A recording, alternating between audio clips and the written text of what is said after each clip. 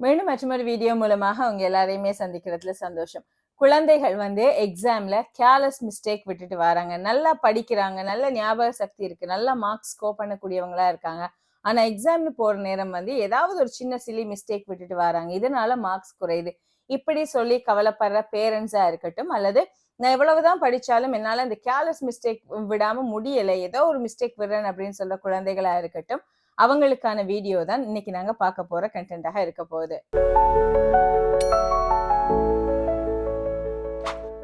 குழந்தைகள் எக்ஸாம்ல இந்த கேர்லெஸ் மிஸ்டேக், தவறுதலாக ஏதாவது ஒரு கேள்வியை விட்டுட்டு வரதா இருக்கட்டும், ஒரு செக்ஷனை விட்டுட்டு வரதா இருக்கட்டும், அல்லது ஆன்சரை தவறாக புரிந்து கொண்டு எழுதுறதா இருக்கட்டும், இப்படியான மிஸ்டேக் எல்லாம் விடுறது பிள்ளைகளோட மூளையில அல்லது படிக்கிற ஆற்றல்ல ஏதாவது குறைபாடா அப்படின்னு கேட்டா எப்பவுமே அது அப்படியான காரணமாக இருக்கணும் அப்படின்னு அவசியம் இல்லை. குழந்தைகள் எக்ஸாம் அப்படின்னு வரப்போ ஒரு ப்ரெஷரை ஃபேஸ் பண்றாங்க இல்லையா? இந்த ப்ரெஷரான கண்டிஷன், இந்த ஸ்ட்ரெஸ்ஸை பிள்ளைகளால சரியாக மூளையால கோப் பண்ண முடியாம போற நேரம் இந்த கேர்லெஸ் மிஸ்டேக்ஸ் வரலாம். அல்லது இன்னும் ஒரு காரணம் தான் குழந்தைகளுக்கு இந்த டிஸ்ட்ராக்ஷன். எக்ஸாம் நேரங்கள்ல பிள்ளைகள் ஏதாவது ஒரு விதத்துல டிஸ்ட்ராக்ட் ஆகி இருந்தாலோ, அல்லது அதிக நேரம் படிக்கிறதுக்காக கண் விழிச்சு ஒழுங்கான தூக்கம் இல்லாம பிள்ளைகள் படிச்சிருந்தாலோ, அல்லது சரியாக பிராக்டிஸ் பண்ணாத விடத்துல கடைசி நேரத்துல பாடமாக்கி மனனம் செய்து எழுதக்கூடிய குழந்தைகளாக இருந்தாலோ இந்த கேர்லெஸ் மிஸ்டேக்ஸ் வரதுக்கான வாய்ப்பு இருக்கு.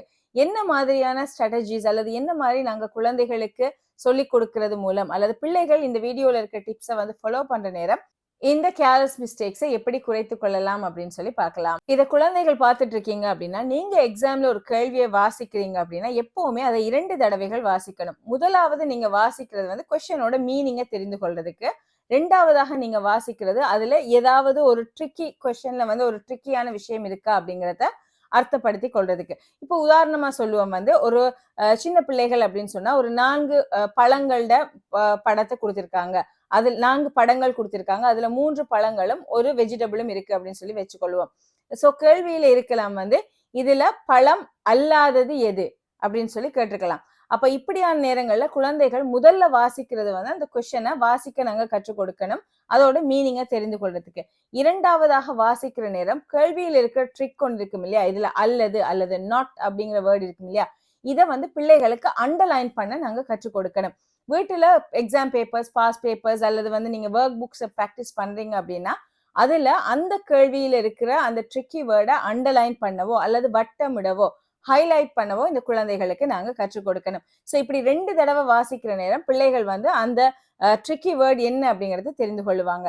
அடுத்தது இந்த சில்லி மிஸ்டேக் அல்லது கேர்லெஸ் மிஸ்டேக் விடுற குழந்தைகளுக்கு தான் ஃபிங்கர் செக் பாயிண்ட் அப்படின்னு சொல்லுவோம். அதாவது குழந்தைகள் சாதாரணமாக கேள்வியை வாசிக்காம அவங்களோட விரல்களை கேள்வியில வச்சு வாசிக்கிறது. அதே நேரம் ஒரு கேள்வியில நம்பர்ஸ், சிம்பிள் அல்லது ஏதாவது ஒரு விஷயம் வருது அப்படின்னு சொன்னா அதுல விரல்களை அழுத்தி வாசிக்கிறதுக்கு பிள்ளைகளை நாங்க வீட்டிலேயே படிக்கிற நேரம் பழக்க வேணும். இது ஏன் அப்படின்னு சொன்னா நம்மளோட மூளையில கன்சென்ட்ரேட் பண்ற நேரம் நம்ம விரல்களை வச்சு ஒரு இடத்துல வாசிக்கிறோம் அப்படின்னா அந்த ஃபிங்கருக்கும் பிரெயினுக்கும் இடையில கோஆர்டினேஷன் நல்லா இருக்கும். இந்த நேரம் குழந்தைகளால அந்த கேள்வியை சரியாக உற்று அவதானித்து வாசிக்க கூடியதாக இருக்கும். சோ பிள்ளைகளுக்கு நீங்க ஏதாவது ஒரு மேத்ஸ்ல ஒரு கால்குலேஷன் செய்யறாங்க, அப்படி இல்லைன்னா ஒரு வசன கணக்கு செய்யறாங்க அப்படின்னா அதுல வர நம்பர்ஸ் அல்லது அதுல வர கொஸ்டின்ல இருக்கிற ட்ரிக்கியான விஷயங்களை விரல்களை அழுத்தி எப்பவுமே வாசிக்கிறதுக்கு நீங்க பழக்கலாம்.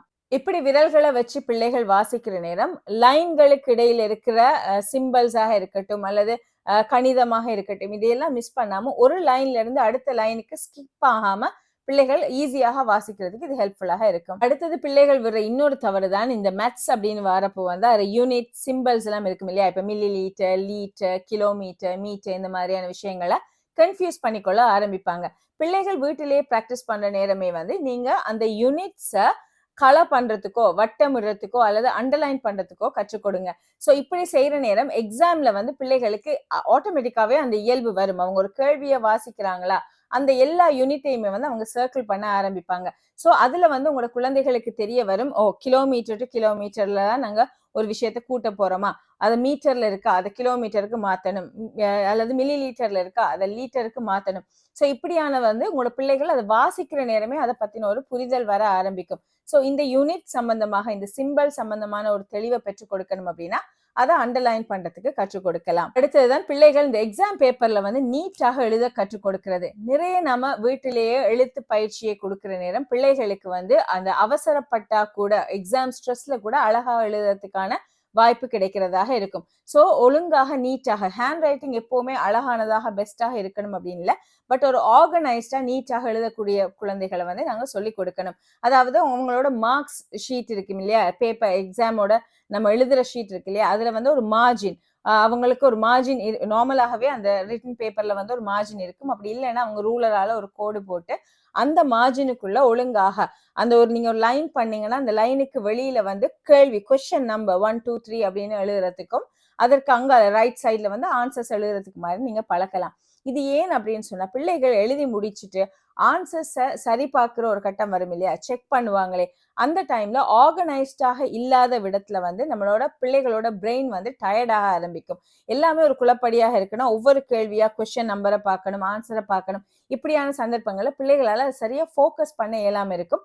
அந்த நேரம் மைண்ட் டயர்ட் ஆகும். ஸோ அதுல கடைசி கேள்வியை உண்டு அவங்க வச்சுட்டு மேல செய்துட்டு வராங்க, ஆன்சரை செக் பண்றாங்க அப்படின்னா அந்த மென்டல் டயர்ட்னஸ் இருக்கு இல்லையா, அது வந்து இந்த கடைசி கேள்வியை வந்து செய்யறதை விட்டு பிள்ளைகளை டயர்டாக்க காரணமாக இருக்கும். ஸோ இப்படியான விஷயங்களால பிள்ளைகளுக்கு எப்பவுமே நாங்க நீட்டாக எழுதுறதுக்கு வந்து பழக்கணும். குழந்தைகள் விடுற இன்னும் ஒரு தவறு தான் வந்து ஈஸியான கேள்வியை அவங்க ஃபர்ஸ்டா செய்வாங்க. சரி, அது உண்மையிலேயே நல்ல விஷயம்தான், ஈஸியான கேள்வியை முதல்ல செய்து கொண்டு வருது. ஆனா இது ரொம்ப ஈஸி அப்படின்னு பிள்ளைகள் கருதுற நேரம் அதை குயிக்கா செய்ய ஆரம்பிப்பாங்க, ஸ்பீட் அப் பண்ண ஆரம்பிப்பாங்க.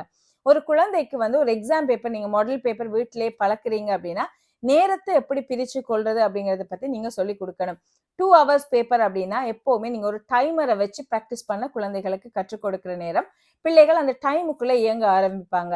ஸோ ஈஸி கொஸ்டின், உங்களுக்கு இந்த செக்ஷன் ஈஸியா இருக்கா, ஒவ்வொரு கேள்விக்கும் அரை மணித்தியாலம் அப்படின்னு சொன்னாலோ இல்ல 20 minutes ஒரு கேள்விக்கு அப்படின்னா ஈஸி கொஸ்டினுக்கு நீங்க 15 minutes எடுத்துக்கொள்ளுங்க. அந்த 5 minutes நீங்க ஒரு ஹார்டான கொஸ்டினுக்கு கொடுங்க.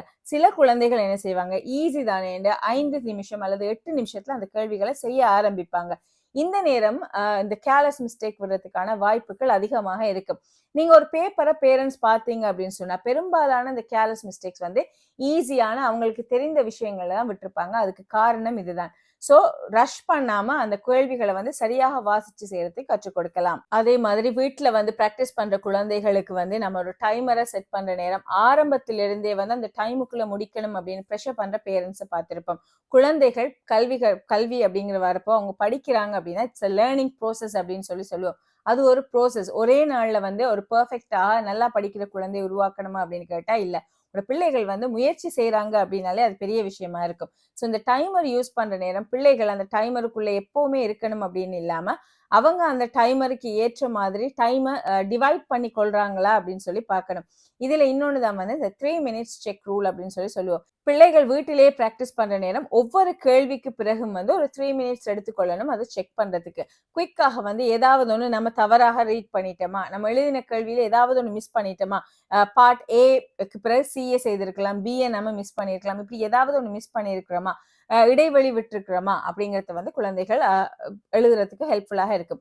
இந்த 3 minutes என்ன செய்யலாம் அப்படின்னா அவங்களோட எக்ஸாம் பேப்பர்ல அவங்க ஆன்சர் பண்ணாத கொஸ்டின், ஓகே ஒரு கொஸ்டினை வந்து ஈஸி கொஸ்டின் தான் ஆன்சர் பண்ணிட்டாங்க, அது ஒரு 5 பார்ட் இருக்கு, 4 பார்ட் தெரியும், ஒரு பார்ட் தெரியாது, 3வது பார்ட் அந்த குழந்தைக்கு தெரியாது அப்படின்னா அதை கொஞ்சம் கலர்ஃபுல்லாக ஒரு கலர் பெண்ணாலேயோ அல்லது கொஞ்சம் விளங்குற மாதிரி ஒரு பெரிய வட்டமோ அந்த கொஸ்டின் நம்பரை சர்க்கிள் பண்ண சொல்லி கொடுக்கலாம். ஸோ இது திருப்பி அந்த பிள்ளை செக் பண்ற நேரம் அந்த கொஸ்டினை மிஸ் பண்ணாம இருக்கிறதுக்கு ஹெல்ப்ஃபுல்லாக இருக்கும். ஸோ பேரண்ட்ஸ் எப்பவுமே பிள்ளைகளை வீட்டுல அவங்களுக்கு ப்ராக்டிஸ் பண்றதுக்கு ஒர்க் புக்ஸாக இருக்கட்டும், மாடல் பேப்பர்ஸாக இருக்கட்டும், இதெல்லாம் வாங்கி கொடுக்கறது எப்பவுமே ஹெல்ப்ஃபுல்லாக இருக்கும். எக்ஸாம் அப்படின்னப்போ அவங்க டெக்ஸ்ட் புக்கை வச்சுதான் படிக்கணும், பாடமாக்கணும் அப்படிங்கிற அந்த டிப்பிக்கலான ஒரு தாட் ப்ராசஸ்ல இருந்து பேரண்ட்ஸ் நாங்க வெளியே வரணும். ஏன்னா குழந்தைகள் படிக்கிறது அப்படிங்கிறது அவங்களோட எதிர்காலத்துக்கோ அல்லது அவங்களோட லைஃபுக்கோ வந்து யூஸ்ஃபுல்லாக இருக்கணும். சாதாரணமா பாடமாக்குறது அப்படிங்கிறது பிள்ளைகள் எப்பவுமே மறந்துடுவாங்க இல்லையா.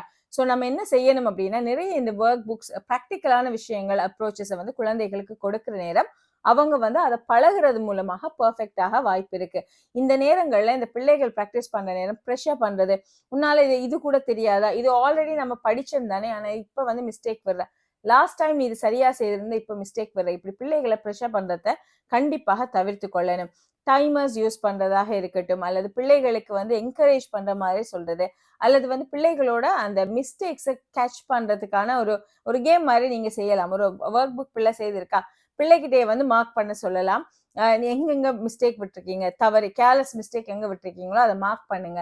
ஸோ அடுத்த தடவை நீங்க அந்த மிஸ்டேக்கை விடக்கூடாது. ஸோ இப்படி என்கரேஜ் பண்ற முறையில டீச் பண்ற நேரம் பிள்ளைகள் எக்ஸாம்ல வந்து இந்த கேர்லெஸ் மிஸ்டேக்ஸை வந்து தவிர்த்து கொள்ளுவாங்க. ஸோ இந்த கேர்லெஸ் மிஸ்டேக் அப்படிங்கிறது இன்டெலிஜென்ட்டோட சம்பந்தப்பட்ட விஷயம் இல்லை. இது வந்து பிள்ளைகள் ஒரு குறிப்பிட்ட நேரத்துக்குள்ள ஸ்ட்ரெஸ் எப்படி கோப் அப் பண்றாங்க, ப்ரெஷரை வந்து எப்படி கோப் அப் பண்றாங்க அப்படிங்கிறதுல தான் தங்கி இருக்கு. ஸோ குழந்தைகளுக்கு அழகாக நீட்டாக, அழகு அப்படிங்கிறத விட நீட்டாக ஆர்கனைஸ்டாக எழுத கற்றுக் கொடுத்து, அதே நேரம் அவங்களோட அட்டென்ஷனை, அவங்களோட ஃபோக்கஸை வந்து கவனத்தை வந்து சரியாக டிஸ்ட்ராக்ஷன் இல்லாம கொண்டு வர்றது, இப்படியான விஷயங்களையும் தொடர்ச்சியான பிராக்டிஸ் மூலமாகவும் இப்படியான தவறுகளை தவிர்த்து கொள்ளலாம் அப்படின்னு சொல்லி நம்புறேன். இந்த வீடியோல பகிரப்பட்ட விஷயங்கள் உங்களுக்கு பிரயோசனமாக இருந்திருக்கும் அப்படின்னு நினைக்கிறேன். மீண்டும் மற்றொரு வீடியோ மூலமாக இன்னும் ஒரு நல்ல தலைப்போட உங்களை சந்திக்கிற வரைக்கும் விடை பெறுகிறேன். நன்றி.